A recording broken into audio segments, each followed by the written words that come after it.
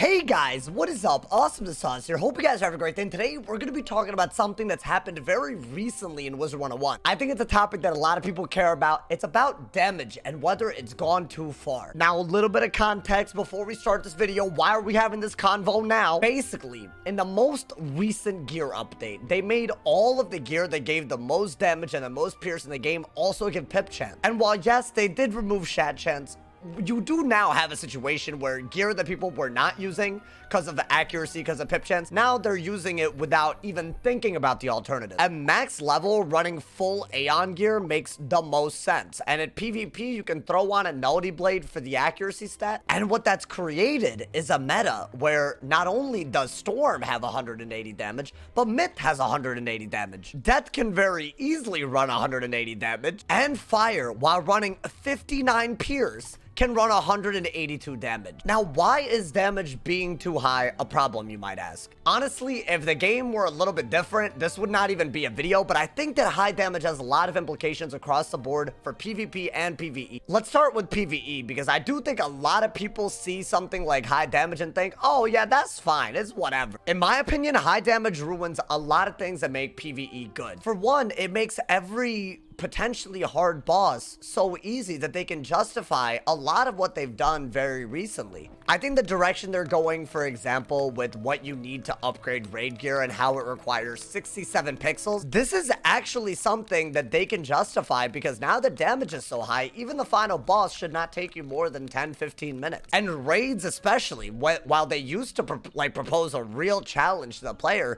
now they're not actually that hard to do because all you really have to do is run 180 damage, and then you can just literally run your Dragoon Amulet and spam this. That's all you need. If you have this as a fire, you're basically good to go until the very final boss of the raid. Making damage this high makes most of the bosses, even the ones that are intended to be difficult and a challenge, they make them a little obsolete. And I think when you make bosses very, very easy to do, you can only go one direction with the drop pool, and it's to make it more and more repetitive. Instead of making hard bosses with good drop rates, you're once again in this position where we're looking at really easy bosses with very stupid drop rates, so you have to do them over and over and over again. And while I think in a perfect world, PvE should feature bosses that are easier and repeatable and bosses that are harder with better drop rates, I think it's hard for me to see them going in that direction when damage is so high. It's just so easy to blade a few times and one-shot any boss in the game. I also think that school identity gets affected heavily. I think that right now, other than the fact that you can Tempest easily on a Storm, there really is no difference between a Death, a Myth, a Fire, or a Storm hitting in PvE. Why, you might ask? Because all their damage is the same.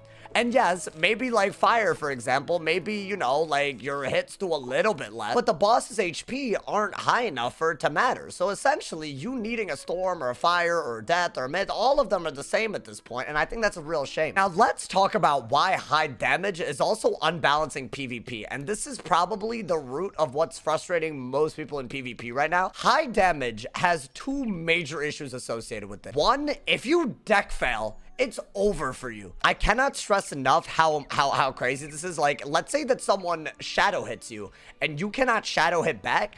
They've already won if you're going as an offensive school against another offensive school. So PvP has become, do you go first? And if you do, then just stay on the offense. And if you go second, hope that you don't deck fail and your opponent does, so that you can somewhat attempt to hit first. That's literally what offense versus offense is. You can actually test this out yourself. If you go into PvP, you'll see how much easier it is when you go first in a turn-based system versus second. Going first has never mattered as much as it has now, and I think that's a really, really big shame for the game, because when you have this much damage, it just makes going first extremely OP. The other point that's very important is that damage is supposed to counter health and healing. So yes, while this high damage is extremely, extremely good against life, and I'm happy that life is not OP right now, it also, for that same logic, it means that anyone with low HP can die extremely easily in a way that they weren't before. It makes healing almost irrelevant on every school but life, which If that was their intention, great, but I feel like they were going in a direction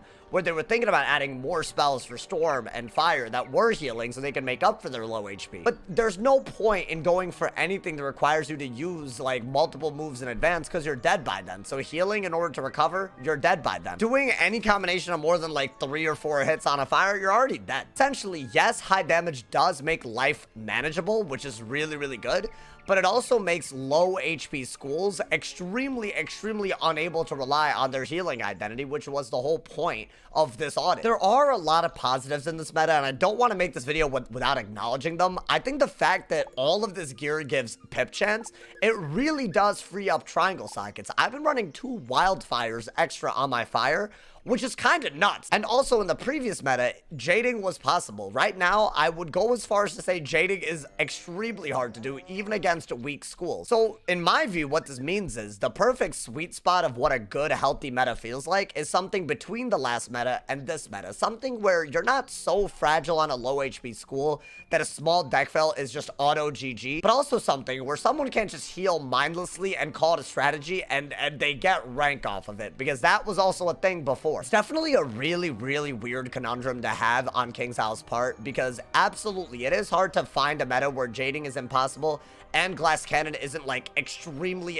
easy at the same time. I guess time will tell where they really go with a lot of this. I honestly just think that the new gear, yes, it's amazing for accuracy and pip chance, but the damage is just too high. I think it needs to go down just a little bit, and if that needs to be accompanied by lowering outgoing for life, I think that's great. If they don't go that route, y'all, I highly recommend adapting in the meantime.